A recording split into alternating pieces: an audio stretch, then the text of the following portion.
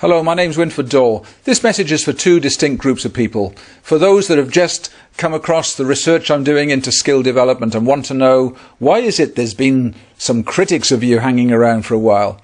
And the second group is those who've known me from several years ago when I was doing all the work with thousands of children and adults with various types of learning difficulty. And in 2008, as far as they were concerned, I disappeared off the scene. And they want to know, what have I been doing ever since? So there's two groups, and I'll tell you. Well, what happened in 2008 was that we'd got amazing research, amazing ways of transforming people without drugs, using exercise-based therapies that were taking away the symptoms. But something I'd not considered in my strategic thoughts, it became a huge threat to various organizations, various people's reputations, researchers and so on. And so they attacked. On any scientific basis? Absolutely not. Were they prepared to lie? Yes, several of them were, because they were threatened by the fact that we were getting great success in transforming lives. So what's happened since? Well, in 2008, the attacks were so great that new people who had not tried it became very wary about trying it. All those that had tried it, thrilled, excited, and many of them keep in touch to this day, and thank you for that. But for those that hadn't tried it, they became wary. It became impossible to keep all those clinics open. I was subsidizing all of them going around the world. I'd put many, many millions of pounds into this. Why? Why did I do it? Because I had a daughter that attempted suicide. She'd suffered very, very badly with learning difficulties. Amazing girl, wonderful teachers, but could not learn basic skills at that time. So I talked to researchers about what was going on in the brain, and they gave me all sorts of clues and insights and possibilities, and we applied it, and you know what? We found it worked beautifully and brilliantly, gave her hope, gave her skills, basic fundamental skills that changed her life. So we made that available through clinics around the world, and we changed many thousands of lives in that process.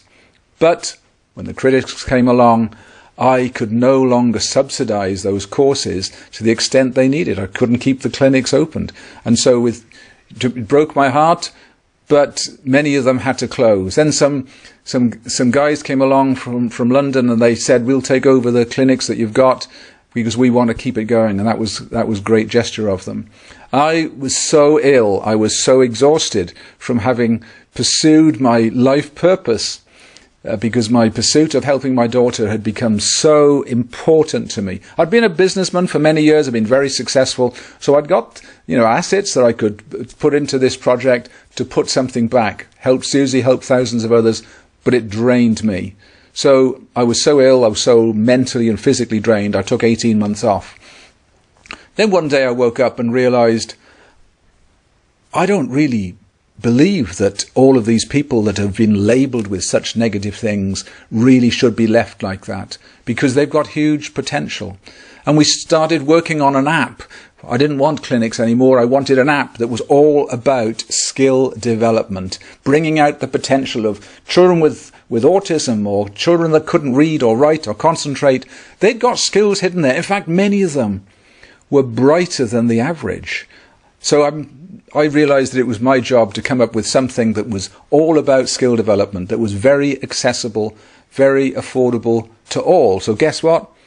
I put a few more million into that project this last few years and enjoying it so much. We had our first world champion last year, and we've had countless stories of children along the way and adults whose lives have been transformed. So that's what I'm up to now.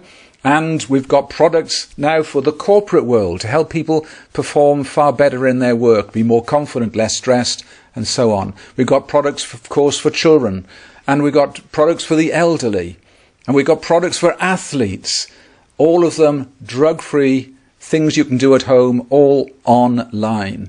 And so that's an exciting phase. But something else has happened in my personal life, and that is at the end of last year I met my soulmate.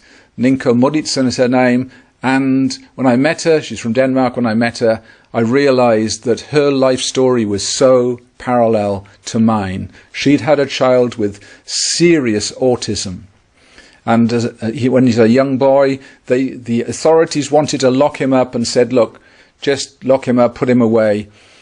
And she said, I can't do that. And she toured the world looking for nutritionalists, looking for doctors who understood how to detox. And she came up with some programs. And guess what? She transformed her son's life. And since then, every year, she transforms the lives of thousands of women, not in a temporary way, but in a lasting way, creating enormous differences in their life. So I'd gone down the neurological route, touring the world looking for neuroscientists to help my daughter. She'd gone around the world looking for doctors, nutritionalists, and other detox experts.